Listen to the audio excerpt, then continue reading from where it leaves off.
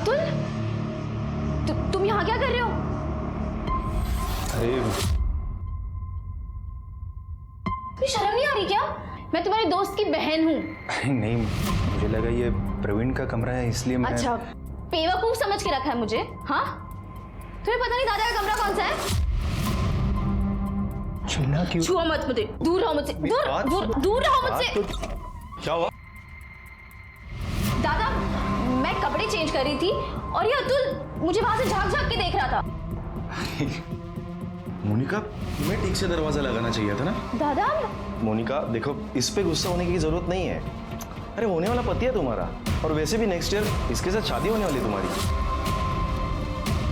एक minute, next year क्या? मेरी इससे शादी नेक्स्ट जन्म में भी नहीं हो सकती। मोनिका दादा प्लीज। हाँ मोनिका मेरी बात।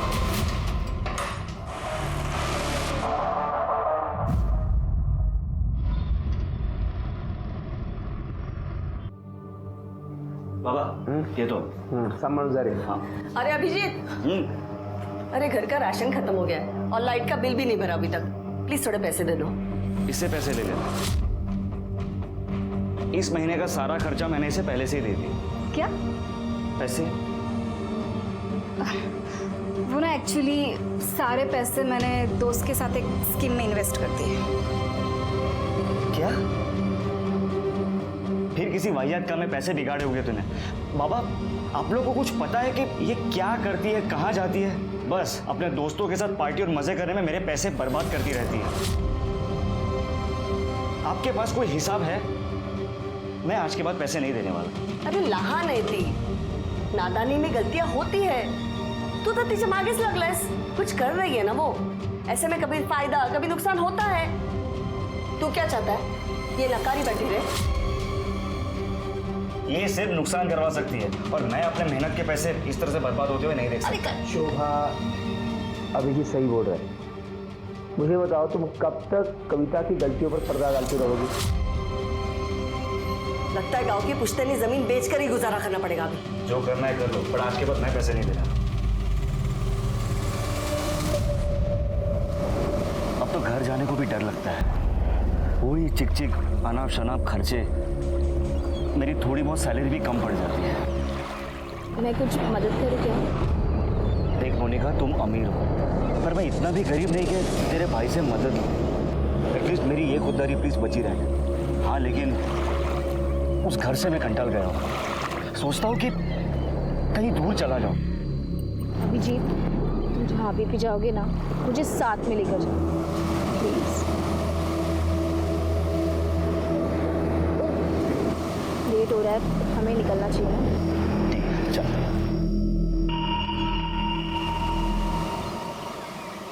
हेलो, तुम्हारे भाई को पता है क्या? उसी के दोस्त के साथ तुम्हारा चक्कर चल रहा है? नहीं, दादा को कुछ नहीं पता। लेकिन अगर तुमने उनकी कान भरने की कोशिश की ना, तो तुम्हारी ये शक्ल मार मार के बिगाड़ दूंगी मैं। चलो अभी।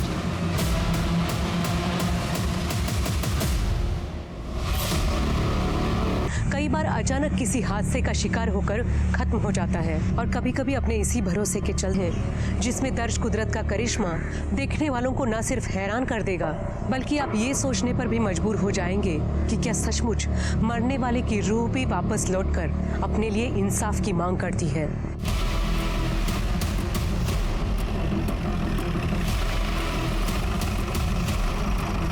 निकलवाओ, हो सकता है वहीं से कुछ मिल जाए। बघा जरा अजून काय सापडतंय का? सर,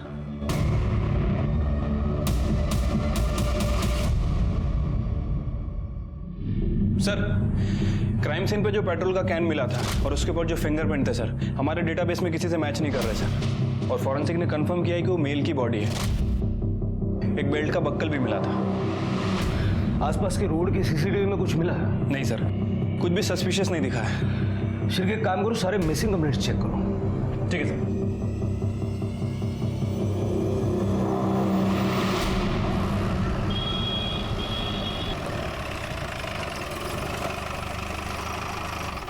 सर, जो डेड बॉडी हमें मिली थी उसकी पीएम रिपोर्ट आ गई सर। सर, उसकी उम्र तकरीबन 25 से 30 साल के आसपास है। सर उसकी मौत 14 जनवरी को शाम को 4 बजे से 6 बजे के बीच में हुई है और मौत की वजह इलेक्ट्रिक शॉक बताई जा रही है। मतलब पेट्रोल डाल के जलाने से पहले उसकी मौत हो चुकी थी। Right sir. उसके चेहरे पे काफ़ी फ्रैक्चर भी है सर, मतलब वो मुंह के बल गिरा था। लेकिन सर उसके स्कल पे फ्रैक्चर क्यों है? अगर वो मुंह के बल गिरा था तो उसके सर के पीछे कैसे चोट लगी? और वैसे भी उसकी लाश हमें भारती नगर में मिली, जहाँ इलेक्ट्रिक शॉक लगने जैसा कुछ नहीं है। तो इसका मतलब है कि लाश को डिस्ट्रॉय करने के लिए वहाँ ले जाया गया था। वैसे सर इस बॉडी की एक किडनी भी गायब है। किडनी स्कैंडल भी हो सकता है। पिछले महीने हमने एक किडनी रैकेट पकड़ा था। काम करो शेखर, लाश के डीएनए सैंपल लेके जितने भी मिसिंग कंप्लेंट्स हैं ना, सबके रिलेटिव्स के डीएनए सैंपल्स लेके मैच करके देखो। हो सकता है इसकी पहचान करने में आसानी हो जाए। लेकिन सर ऐसे बहुत सारे कंप्लेंट्स हमारे पास हैं और ये बॉडी उसी में से किसी की है, ये पता लगाने में बहुत टाइम लग जाएगा। लेकिन डीएनए मैच हुए बिना पहचान करना भी मुश्किल होगा। हो सकता है एक और किडनी रैकेट का पर्दाफाश हो जाए। ठीक है सर।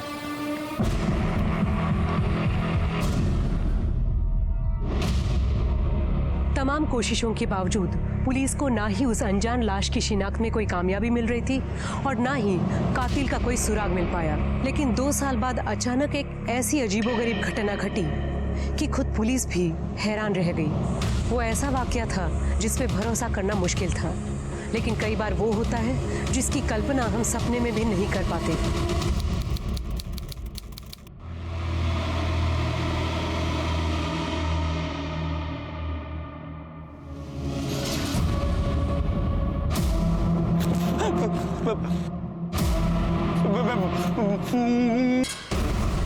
क्या रे? साहब भूत पीछे पड़ा है मेरे में। अरे सुबह सुबह माल भूख क्या है क्या? क्या नाम क्या तेरा? बबन साहब मैं सच कह रहा हूँ, वो दिन रात डरा था मेरे को। बोलते 2 साल पहले उसको किसी ने वो भगवती नगर में जला दिया था। उसको इंसाफ नहीं मिलेगा तब तक मेरा पीछा नहीं छोड़ेगा। साहब वो थोड़ा पैसा मिलेगा, भूख लगा है। क्या रे? अच्छा तरीका निकाला है तूने पैसा मांगने का। चल निकल। कर दे। काय झालं? सर ये बोल रहा है कि 2 साल पहले भगवती नगर में किसी को जलाया था। हाँ साहब। उसका भूत इसको बार बार दिख रहा है। शिरके से मिलवा उसको। सर पण ये माल फुकणारे लोक हैं, इन लोग कुछ भी बहाना बता के पैसा निकालते। इग्नोर कर लो सर इनको। करडे मी म्हणतो तेवढं करा, शिरकेकडे नाही आता। सर चल रे।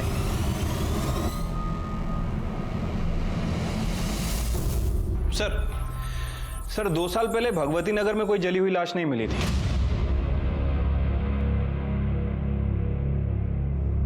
भगवती नगर नहीं, भारती नगर। तुम्हें याद है 2 साल पहले भारती नगर में हमें एक जली हुई लाश मिली थी। 25-30 साल का लड़का था, एक किडनी भी गायब थी। हाँ सर, और ये भारती नगर और भगवती नगर आसपास ही हैं। उस वक्त लाश की पहचान नहीं होने की वजह से केस आगे नहीं बढ़ पाया था। एक काम करो, उस केस की फाइल निकालो और इस बबन को भी ढूंढ के निकालो। सर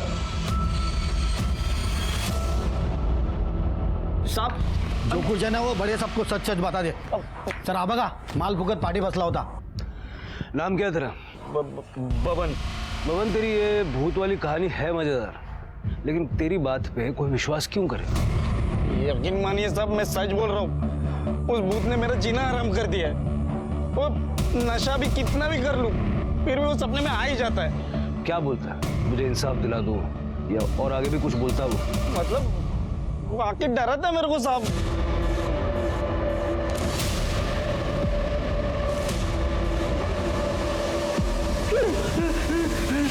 मान लेते हैं तेरी भूत वाली कहानी सच है। कभी उसने कोई नाम बताया, किसने मारा, क्यों मारा, कुछ ऐसा बताया?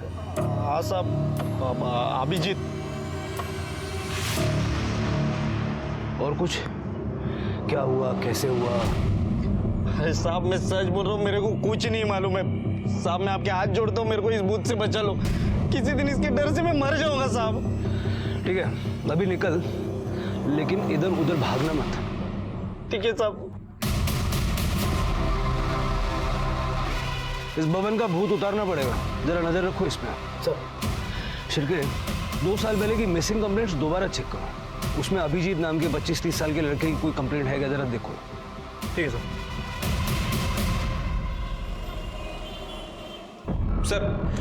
सर 2 साल पहले अभिजीत नाम के लड़कों की 4 मिसिंग कंप्लेंट दर्ज हुई थी सर। उसमें से 2 की उम्र महज 10 से 15 साल है और बाकी के 2 की उम्र 40 से 60 साल।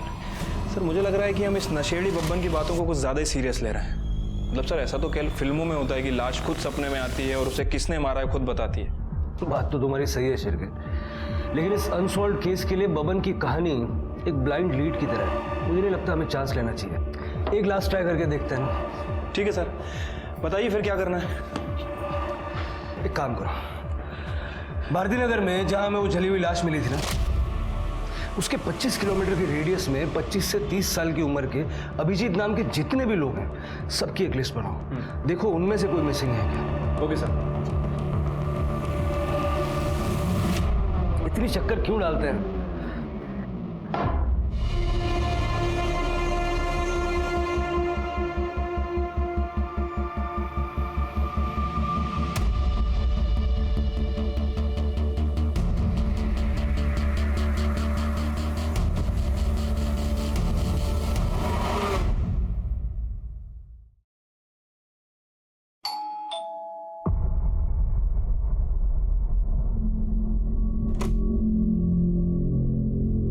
चंद्रकांत यादव का घर यही है? हाँ। बाबा काइगा पुलिस साहब, आप यहाँ? घबराइए मत, हम लोग बस जनरल इंक्वायरी के लिए आए हैं। अभिजीत नाम का लड़का यहीं रहता है? रहता था साहब। अभिजीत मेरा बेटा है, लेकिन 2 साल पहले वो घर छोड़कर चला गया है। वो अभी तक नहीं लौटा है। 2 साल पहले आपका बेटा घर छोड़ के चला गया और आप लोगों ने कोई मिसिंग कंप्लेंट ही नहीं की? क्या कंप्लेंट करते साहब, वो खुद घर छोड़कर चला गया। फिर उसने एक मैसेज भी लिखा कि वो नहीं आएगा वापस, हमारा और उसका संबंध खत्म। उसके बाद हमने उसका फोन भी ट्राई किया, लेकिन हमेशा बंद ही आया। साहब एक मिनट रुकिए।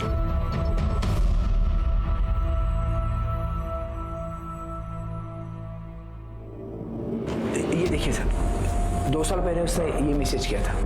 बाबा, मैं हमेशा के लिए घर छोड़कर जा रहा हूँ और दोबारा वापस लौट कर नहीं आऊँगा। हमारा रिश्ता खत्म। रिश्ता खत्म करने की कोई खास वजह? जब बच्चे बहुत कमाने लगते हैं ना, तो माँ बाप उन्हें बोझ लगने लगते हैं। वो हमारी जिम्मेदारी नहीं लेना चाहता था।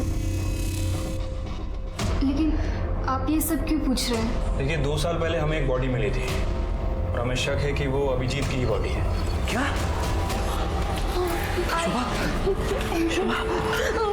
क्या बोलते हैं? रो मत। हो सकता है वो हमारा अभिजीत नहीं होगा।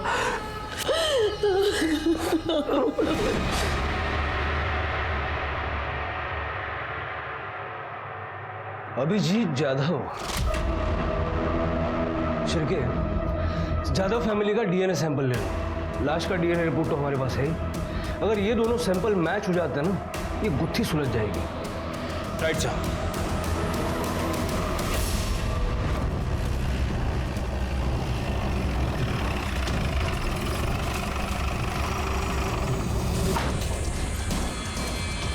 कहाँ जा रहे हैं आप लोग? साहब, वो जब से पता चला है कि अभिजीत का शायद खून हो गया है, तब से उसकी माँ की तबीयत बहुत ख़राब है। उसको डॉक्टर के पास ले जा रहा हूँ। ठीक है, लेके जाइए इन्हें। जी। लेकिन उसके बाद आपको हमारे साथ चलना होगा। आपके साथ? क्यों साहब? डीएनए टेस्ट के लिए। डीएनए टेस्ट के लिए?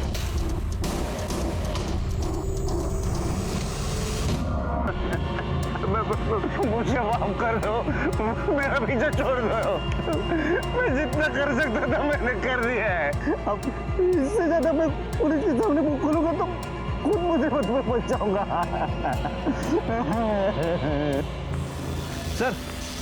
सर डीएनए रिपोर्ट आ गई है सर। जो बॉडी हमें मिली थी उसका डीएनए चंद्रकांत के डीएनए से 50% मैच हुआ है। मतलब सर कंफर्म है कि वो बॉडी चंद्रकांत के बेटे अभिजीत की है। इस बबन का नशा उतारने का टाइम आ गया। मुझे पहले ही डाउट था कि उसने हमें पूरी बात नहीं बताई थी। क्राइम लोकेशन और विक्टिम का नाम किसी को सपने में कैसे आ सकता है? हाँ सर, वैसे डाउट तो मुझे भी था, लेकिन अभी रिपोर्ट कंफर्म होने से डाउट खत्म हो गया। फिर क्या हो ना हो, मुझे लगता है बबन ने ये पूरी घटना अपनी आंखों से देखी है। अभिजीत के घर वालों से पूछताछ करो और बाद में इस बबन को भी उठाओ। ठीक है सर। साहब, हमारी तो पूरी उम्मीद ही खत्म हो गई। अब तक तो ऐसा लगता था कि अभिजीत कभी ना कभी तो घर आ जाएगा। मैं तो उसका 2 साल से इंतजार करता रहा, अभी भी करता था साहब, लेकिन दुर्भाग्य से फोन ही आया, उसकी मौत की खबर आ गई साहब। हमने ऐसा क्या गुनाह किया था साहब कि भगवान ने ऐसी सजा दी कि हम अपने बेटे का अंतिम संस्कार भी नहीं कर पाए साहब। चंद्रकांत जी, संभालिए अपने आप। देखिए, हमने बॉडी की शिनाख्त करने की बहुत कोशिश की थी।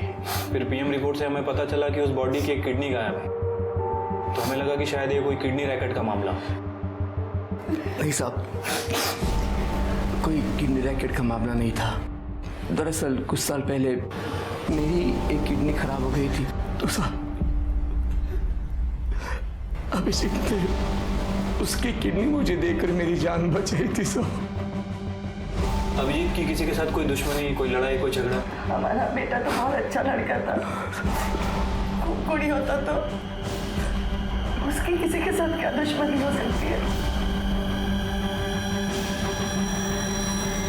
चल बैठ नीचे। बबन, तुझे जो जो पता है सब कुछ बता दे, वरना जो तरीका हम अपनाएंगे ना, तेरे पीछे जो भूत पड़ा हुआ है ना, वो भी डर जाएगा। हाँ, मैं सच बता रहा हूँ, मेरे को जितना मालूम था मैंने सब बता दिया। जब ये कुछ बताने के लिए तैयार हो जाना, तब इसको मेरे सामने लाना, तब तक इसकी खातिरदारी करो। सर, सब नहीं सब नहीं, मैं बताता हूँ, सब बताता हूँ साहब। ये वो 2 साल पहले के पीछे पड़े जाते, इसके लिए मैंने आप लोगों को आधा ही बात बताया। सर, ये अभिजीत के बारे में कुछ इन्फॉर्मेशन मिली है सर। एक कंपनी में सेल्स मैनेजर था, लेकिन उसने जॉब नहीं छोड़ी थी। जादव फैमिली के बारे में पूछताछ की? हाँ सर, उसकी बहन कविता के बारे में पूछताछ की है सर। उनका कहना है कि काफ़ी अय्याश किस्म की लड़की है, पैसे काफ़ी उड़ाती थी, देर रात तक घर से बाहर रहती थी, घर का सारा खर्चा अभिजीत ही चलाता था। और इस बात को लेकर दोनों भाई बहनों में काफ़ी लड़ाई हुआ करती थी। लेकिन सर, अभी तक इस कविता के खिलाफ कुछ सस्पिशियस नहीं मिला है। सर, कि कोई तो ऐसा होगा जिसको शक हो। सर, एक जरूरी बात पता चली है। हमने अभिजीत के 2 साल पुराने कॉल रिकॉर्ड चेक किए, उसमें एक नंबर मिला है जिसपे वो लगातार बात करता था। सर, ये देखिए, ये नंबर किसी मोनिका देशमुख के नाम पर रजिस्टर्ड है। हमने उसकी लेटेस्ट लोकेशन भी पता किया, और ये मोनिका और अभिजीत दोनों एक ही कॉलेज से पास आउट हुए 2012 में। सर, और एक बात, ये दोनों देर रात तक बात करते थे। सर, अभिजीत की मोबाइल की आखिरी लोकेशन करवे नगर की थी। करवे नगर से भारती नगर 10 किलोमीटर की दूरी पे, जहाँ पर हमें अभिजीत की लाश मिली थी। जरा पता करवाओ, ये अभिजीत करवे नगर क्या करने गया था? सर, शिरके, ये मोनिका और अभिजीत का लेट नाइट बातें करना इस केस का इंपॉर्टेंट एस्पेक्ट हो सकता है।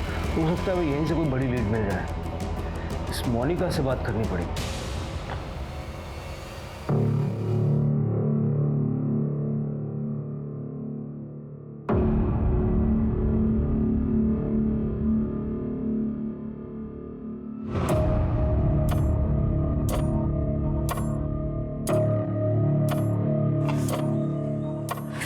अतुल प्लीज, अतुल प्लीज, बहुत काम पड़ा है और मेरा मन भी नहीं है। मन नहीं है तो क्या मना करेगी मुझे?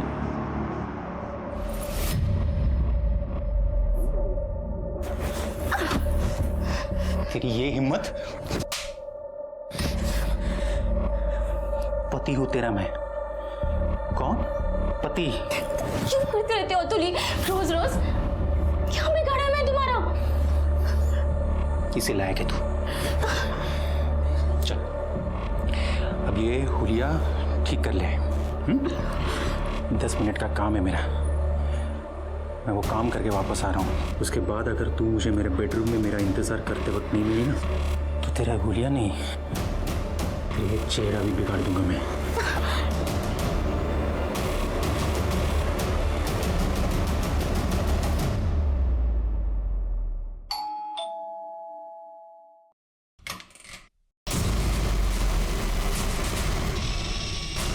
जी, आप लोग?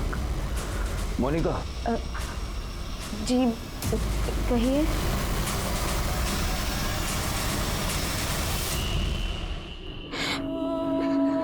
मुझे अभी भी यकीन नहीं हो रहा कि अभिजीत इस दुनिया में ही नहीं रहा। वो और आप देर रात तक बातें करते थे, सच है ना?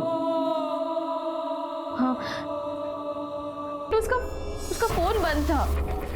अच्छा, अभिजीत की किसी के साथ कोई दुश्मनी थी, कोई लड़ाई झगड़ा? देखिए, हमसे कुछ छुपाने का फायदा नहीं है, जो भी है साफ साफ बताइए।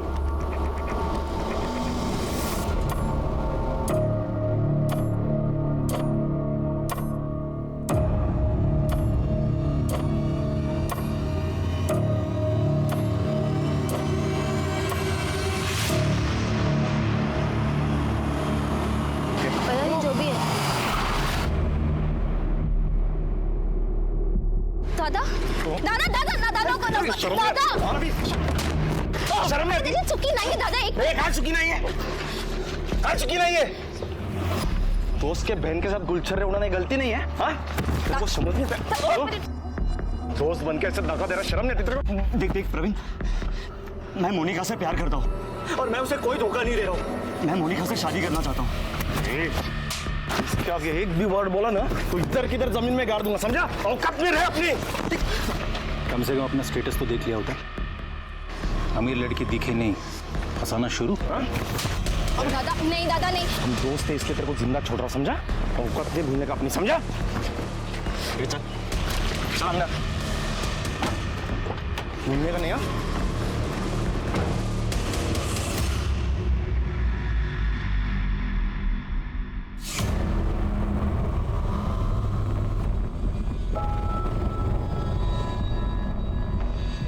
मोनिका तुम यहाँ और ये सामान? मैंने अपना घर छोड़ दिया है। पर इससे तो प्रवीण और भी नाराज हो जाएगा।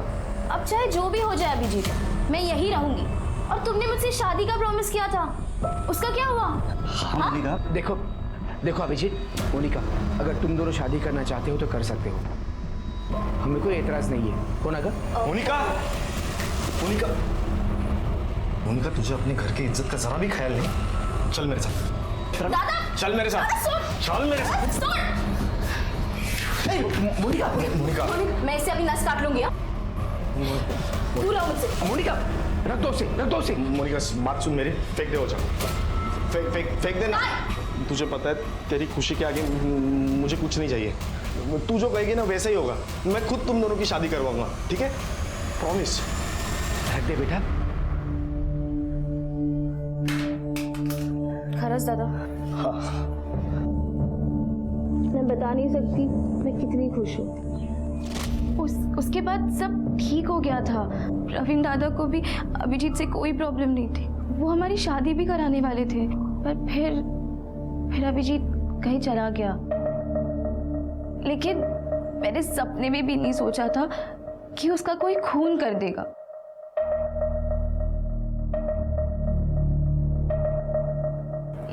ये मेरे पति है अतुल। अभिजीत 2 साल तक लापता था, तो दादा के कहने पर मैंने इससे शादी कर ली। आखिरी बार आप अभिजीत से कब मिली थी? करवे नगर में हमारे एक फार्म हाउस है। कुछ 2 साल पहले 14 जनवरी को दादा को एक बहुत बड़ा प्रोजेक्ट मिला था। उसी को सेलिब्रेट करने हम सब वहाँ गए थे। मैं, दादा, अभिजीत, अतुल, हम टेरेस पर पार्टी कर रहे थे और इन लोगों ने दोपहर को ही पीना शुरू कर दिया था। अभिजीत, मुझे ना बहुत अर्जेंट काम आ गया, मुझे निकलना पड़ेगा। हाँ, अभी तो पार्टी स्टार्ट हुई है। बहुत इम्पोर्टेंट है। So sorry. इसलिए करीबन 4:30-5 बजे तक मैं घर निकल आई थी। उसके बाद मैंने अभिजीत को कभी नहीं देखा। मोनिका के जाने के बाद फार्म हाउस पे क्या हुआ था? सर हम लोग तो बस सेलिब्रेट करके निकलने वाले थे, पर सर अभिजीत ने बहुत पी रखी थी। हम लोग ने बोला उसे कि बहुत हो गया, निकलते अब। तो सर उसे और पीनी थी, तो वो वहीं रुका रहा, पर हम लोग सब निकल आए सर एक करवे नगर के फार्म हाउस पे जहाँ अभिजीत की बॉडी मिली थी, उसे लास्ट बार वहीं पे देखा गया था। और सर उसके फ़ोन रिकॉर्ड के हिसाब से उसकी लास्ट लोकेशन भी फार्म हाउस की थी। मतलब सर इस फार्म हाउस पे कुछ गड़बड़ हुई है। हाँ शिरके, वैसे भी प्रवीण और अभिजीत के फाइनेंशियल स्टेटस में जो बहुत बड़ा गैप है उसे हम नज़रअंदाज नहीं कर सकते। सर और एक बात नोटिस करने वाली है, अभिजीत के फ़ोन से उसके परिवार को और मोनिका को जो मैसेजेस किए थे 14 जनवरी को, वो करीब 8 बजे के थे और पोस्टमार्टम रिपोर्ट के हिसाब से अभिजीत की मौत शाम 4 से 6 बजे के बीच हुई। मतलब प्रवीण अपनी बहन की शादी अभिजीत से नहीं बल्कि अतुल से करवाना चाहता था और अतुल भी ये जानता था कि मोनिका उससे नहीं बल्कि अभिजीत से प्यार करती है। राइट सर, और ऐसे हालात में शक इन दोनों पर ही है। मतलब गड़बड़ फार्म हाउस पे ही हुई है। चलो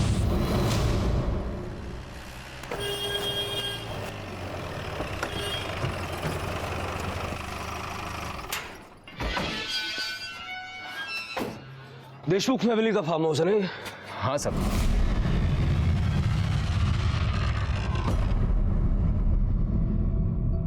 दो साल पहले 14 जनवरी को यहाँ क्या हुआ था? 2 साल पहले की बात किसको याद रहेगी साहब? पार्टी हुई थी यहाँ, तुझे याद नहीं है? हाँ, वो याद है ना सब। वो पूरा हफ्ता में छुट्टी पर था। 2 साल पहले क्या हुआ था वो याद नहीं है, छुट्टी पे था ये याद है। हाँ सब, वो मेरी बेटी की शादी थी ना तभी। प्रवीण लास्ट टाइम कब आए थे यहाँ? वही 2 साल पहले साहब। वो आए और बोले फार्म हाउस बंद कर दो, उसके बाद से तो कोई नहीं आया सर। हाँ, पर मुझे मेरी चौकीदारी की पगार मिल जाती है सर। तलाशी लेनी है मैं यहाँ की। हाँ सब, लीजिए ना। बघा सगळीकडे।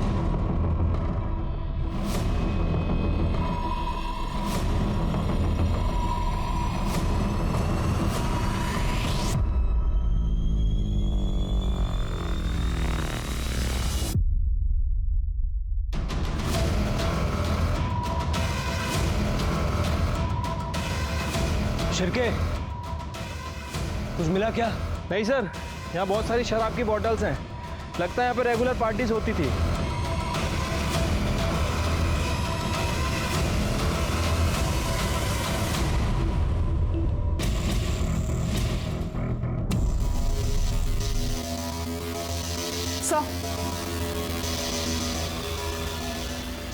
सर ये आईडी कार्ड मिला है इस पर्स में।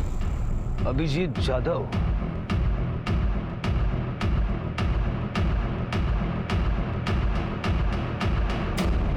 तुझे थोड़ी तेरी अक्कल है? पुलिस को सारी कहानी बतानी क्या जरूरत थी? दादा, अगर मुझ में थोड़ी भी अक्ल होती ना तो मैं ये नहीं समझती कि अभिजीत मुझे छोड़कर भाग गया।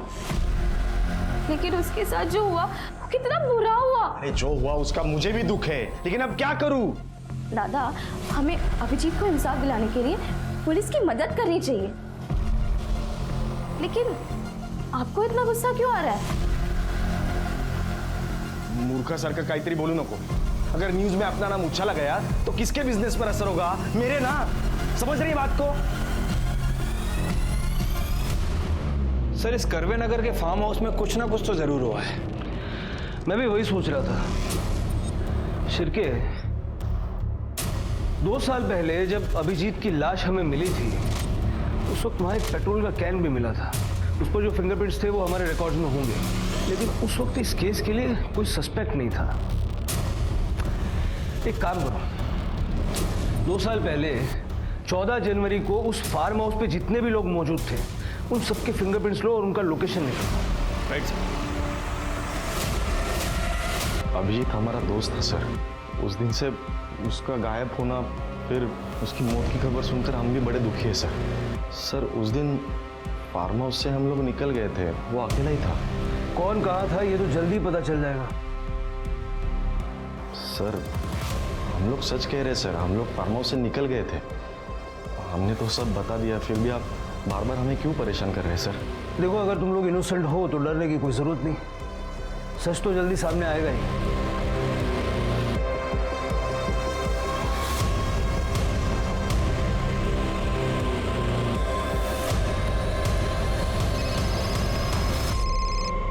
आज के सर, फिंगरप्रिंट रिपोर्ट आ गई है। सर, पेट्रोल के डब्बे पे जो फिंगरप्रिंट मिले थे वो प्रवीण और अतुल से मैच हो रहा है। मतलब खून इन्हें दोनों ने किया है। Right sir. 14 जनवरी 2017 उस दिन के तुम दोनों के मोबाइल लोकेशन निकाले हमने। कहाँ के थे पता है? भारती नगर, जहां अभिजीत की लाश को जलाया गया।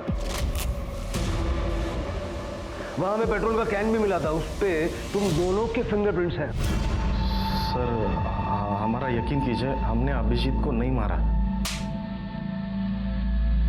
अपनी बहन की शादी अभिजीत से करवाने का सिर्फ ढोंग कर रहा था। तू चाहता था कि तेरी बहन की शादी अतुल से हो, और आखिर में तुम दोनों ने मिलके अपने मन की हसरत पूरी कर ली। नहीं सर, हम सच कह रहे हैं, हमने अभिजीत को नहीं मारा। सर हम लोग फार्म हाउस से निकल गए थे, वो नशे में तो वहीं पे रुका था, हमने नहीं मारा उसे। झूठ बोल रहा है सर ये, और इसके वॉचमैन ने भी हमसे झूठ बोला था। उस दिन 14 तारीख को वॉचमैन फार्म हाउस पे ही था। उसकी बेटी की शादी तो 10 जनवरी को ही हो गई थी। वॉचमैन ने 14 तारीख को शाम को 7 बजे फार्म हाउस फ़ोन किया था, और उसके बाद ये प्रवीण फार्म हाउस आया था। सर मैं सब कुछ सच बता जल्दी बता।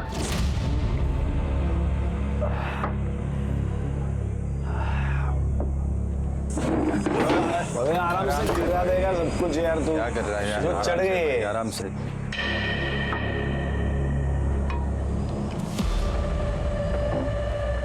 सुनो मैं क्या बोल रहा हूँ?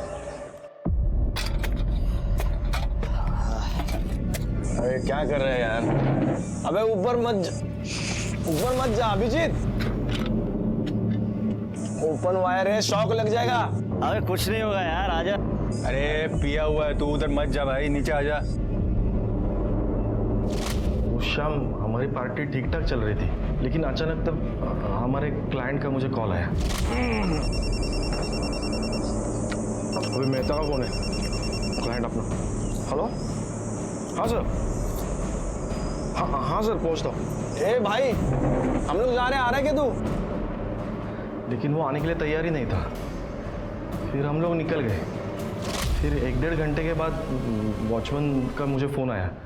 उसने मुझे बोला कि वो असली कातिल तक पहुंच पाती, उससे पहले इस केस में एक और हैरतंगेज मोड़ आना अभी बाकी था।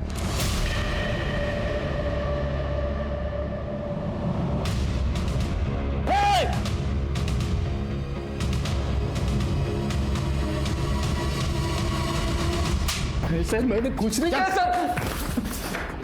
चुपचाप बैठ। सर इस चूहे को बिल से निकाल लिया। ऐसे भाग रहा था जैसे इसे कभी पकड़ ही नहीं पाएंगे। नहीं साहब, मैं भाग नहीं रहा था, मैं एकदम अर्जेंट काम से जा रहा था साहब। जा रहा था हैं? तेरा काम कितना अर्जेंट है अभी पता चल जाएगा।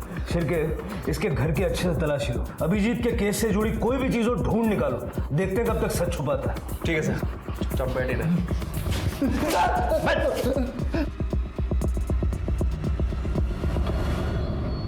सर हमने वो तो नहीं पता, लेकिन जब मैंने इस राजा राम का बैंक अकाउंट चेक किया सर, मेरा शक और बढ़ गया। सर ये जो वीडियो वाला आदमी है, राजा राम के अकाउंट में हर महीने पैसे ट्रांसफर कर रहा है, जब से हमने अभिजीत का केस ओपन किया है। उठा लो इसे। सर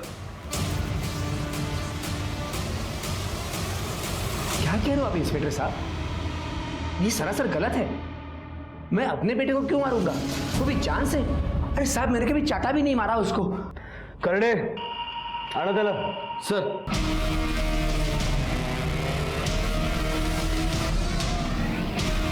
राजा राम, इस राजा राम के अकाउंट में गलती से पैसे चले गए। शिरके देखो जरा, ये देखो, ये वीडियो 2 साल पहले 14 जनवरी को शाम के 5:15 बजे करवे नगर के एक फार्म हाउस की। क्या कर रहे थे वहां?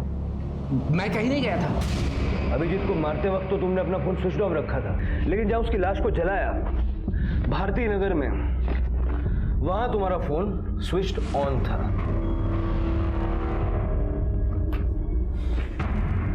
और एक और बात जो तुम हमें बताना भूल गए, लेकिन हमने पता लगा लिया। अभिजीत तुम्हारी पहली बीवी का बेटा है, शोभा का नहीं। इसीलिए हटाया ना उसे रास्ते से। अब सीधे सीधे बताओगे या अपने तरीके से उगलवाएं? अभिजीत की माँ सरिता मेरी पहली बीवी थी, उसका देहांत हो गया। उसके बाद सरिता की बहन शोभा से मैंने शादी की, लेकिन अभिजीत को ये बात कभी नहीं बताई मैंने। लेकिन साहब मेरे एक रिश्तेदार से झगड़ा हो गया और उसने सारी बात अभिजीत को बता दी।